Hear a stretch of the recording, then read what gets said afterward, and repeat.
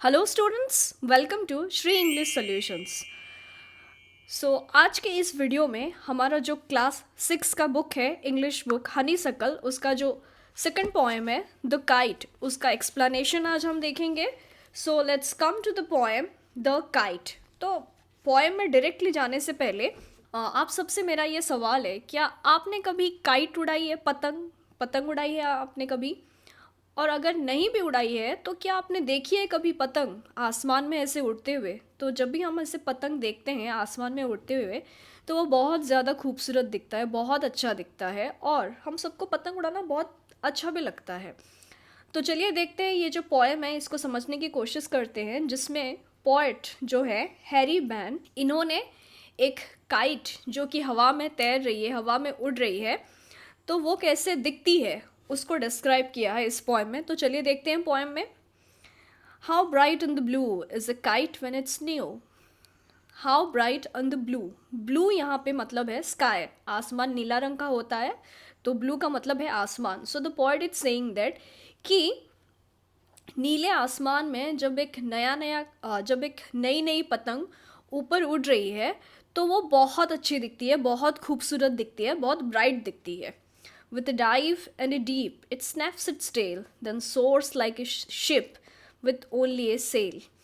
और जब पतंग उड़ रही है आसमान में, हवा में जब वो उड़ रही है, तब कभी कभी वो डाइव करती है। डाइव मतलब पानी के अंदर जो हम डाइव मारते हैं, गोते मारते हैं, उसको हम बोलते हैं डाइव। और डीप मतलब पानी में पूरी तरीके से अगर डूब जाते हैं तो उसको हम बोलते हैं डिप। तो यहाँ पे पतंग तो पानी में ना ही डाइव मार रहा है, ना ही पानी में डिप कर रहा है। इसका मतलब है पतंग जो है वो हवा में इस तरीके से उड़ रही है कि ऐसे लग रही है देखने में कि मानो अभी वो डाइव कर रही है, और अभी वो डाइव करके हवा में एकदम डिप कर रही है। तो वो ऊपर नीचे होते हुए वो पतंग जो है वो हवा में लहरा रही है और हवा में उड़ रही है।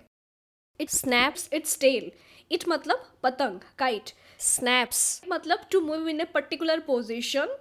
फटफट फटफट जो साउंड होती है, वो साउंड करते हुए वो जो टेल है वो अपने टेल को लहराते हुए, फटफट साउंड करते हुए एक पर्टिकुलर पोजिशन पे इधर उधर वो पतंग जो है वो उड़ रही है। Then soars like a ship, और फिर सोर करती है। सोर मतलब टू फ्लाई हाई, ऊपर उड़ती जाती है। और कैसे उड़ती है ऊपर? पतंग जो ऊपर उड़ रही है उसको कंपेयर किया गया है एक शिप के साथ, एक जहाज के साथ जो कि पानी में तैरता रहता है। तो पोएट ने ये बोला है कि जो पतंग है जब वो हवा में ऊपर उड़ रही है तो वो ऐसे दिखती है मानो like a ship with only a sail. तो पुराने ज़माने में शिप में क्या होता था? सेल लगता था। सेल मतलब कानवास, एक मोटा कपड़ा रहता था, जो कि हवा की मदद से, हवा की रुख जिस ओर होता है, उसी हिसाब से वो जो शिप है, जहाज है, वो पानी में तैरता रहता था उस कानवास की मदद से। वो जो पतंग है वो आसमान में ऐसे उड़ रही है मानो जैसे एक जहाज अपने कानवास के साथ, अपने सेल के साथ पानी में तैर रहा है। As over tides of wind it rides. और टाइड, टाइड मतलब तरंगे, पानी में जो तरंग उठती है। तो अगर पानी में तरंग अगर ऊपर उठेगा तो जो जहाज़ है वो भी ऊपर उठेगा, और अगर तरंग जो है, टाइड जो है, वो अगर रिसीड करेगी, नीचे जाएगी, तो उसी तरीके से वो जो जहाज़ है वो भी नीचे जाएगा। तो उसी हिसाब से जो पतंग है वो जहाज़ के जैसे हवा में उड़ रही है। कभी कभी वो एकदम ऊपर जा रही है, कभी कभी वो एकदम नीचे आ रही है। और जैसे जहाज़ तैर रहा है पानी के ऊपर टाइड के साथ साथ, उसी तरीके से पतंग भी हवा के साथ साथ ऊपर नीचे होते हुए हवा में तैर रही है। Climbs to the crest of a gust and pulls. Climbs to the crest, climbs मतलब यहाँ पे अगेन पतंग को बोला गया है। तो पतंग जो है वो कभी कभी हवा में तैरते हुए जाती है और क्रेस्ट पे चढ़ जाती है। क्रेस्ट मतलब हाईएस्ट पार्ट ऑफ समथिंग। यहाँ पे बेसिकली हिल टॉप हम बोल सकते हैं, कोई भी बहुत ऊंची सतह जो है उसके ऊपर पतंग जो है वो चली जाती है। Of a gust and pulls, और जब सडन स्ट्रॉन्ग विंड आता है, गस्ट मतलब होता है सडन स्ट्रॉन्ग विंड, तो अगर सडनली एक स्ट्रॉन्ग विंड ब्लो करता है, एक बहुत तेज़ हवा आती है, तो वो तेज़ हवा जो है वो पतंग को और ऊपर ऐसे उड़ा के ले जाती है। और फिर वहाँ पे ऐसा दिखता है, then seems to rest as wind falls. और फिर हवा जो है वो एकदम ऊपर पतंग को उड़ा के ले गई है और फिर ऐसा लगता है जैसे पतंग जो है हवा पे वहीं पे ठहरी हुई है और वो थोड़ी रेस्ट कर रही है। When string goes slack, string मतलब यहाँ पे पतंग से जो डोर लगी हुई होती है उस डोर को string बोला गया है। slack मतलब lose। When string goes slack, you wind it back। तो अगर हम पतंग को उड़ाते उड़ाते क्या होता है, कभी कभार अगर ज़्यादा उसमें ढील आ जाए तो पतंग जो है वो नीचे की ओर आने लगती है। वो अगर लूज़ पड़ जाए, वो जो स्ट्रिंग जो है उसका जो धागा है वो अगर लूज़ पड़ जाए तो पतंग नीचे की ओर आने लगती है। तो फिर क्या होता है, उसमें हवा भरने के लिए यू विंड इट बैक। तुम मतलब जो उस पतंग को उड़ा रहा है वो पतंग अगर ढीली पड़ जाती है, उसकी अगर जो मांझा है वो अगर ढीली पड़ जाती है तो फिर से पतंग में हवा भरने के लिए उसको हवा भरने के लिए तुम कोशिश करते हो। And run until a new breeze blows. तो कैसे हवा भरा जाता है पतंग में फिर से, जो भी उसको उड़ाने वाला है वो क्या करता है, वो उस मांझा को पकड़ के भागता रहता है सो दैट उसके भागने से क्या होगा, हवा जो है उस पतंग में जाएगी और हवा पतंग को फिर से ऊपर उठा के लेके जाएगी, पतंग में भर जाएगी और पतंग जो है वो हवा के साथ साथ फिर से ऊपर उड़ते हुए जाएगी। And run until a new breeze blows. Breeze मतलब यहाँ पे हवा।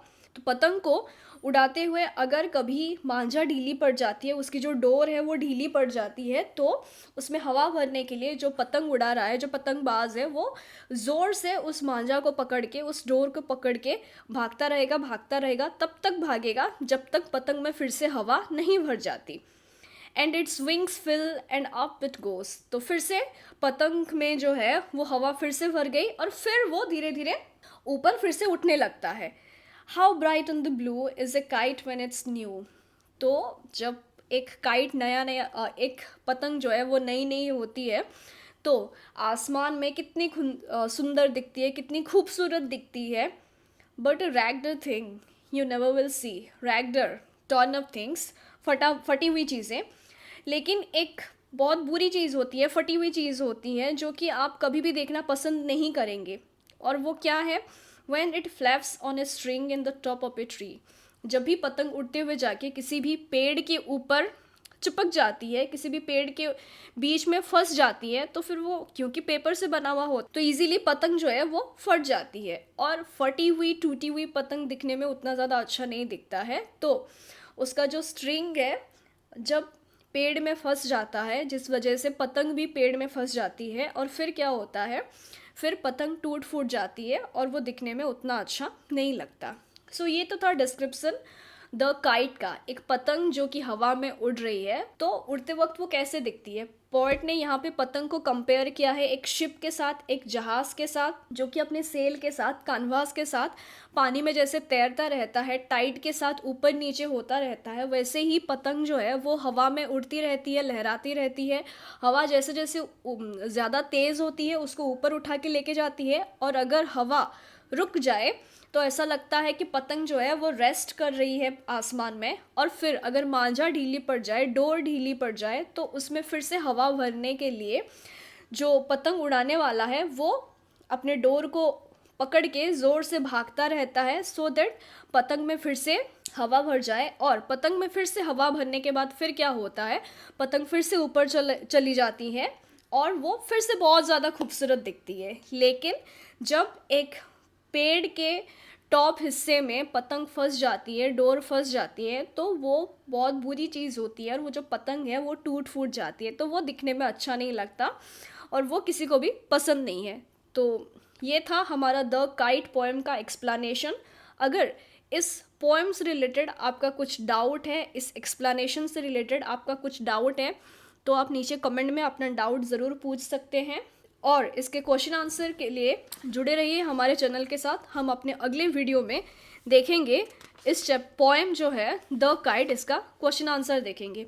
Thank you very much for watching. Stay connected with us.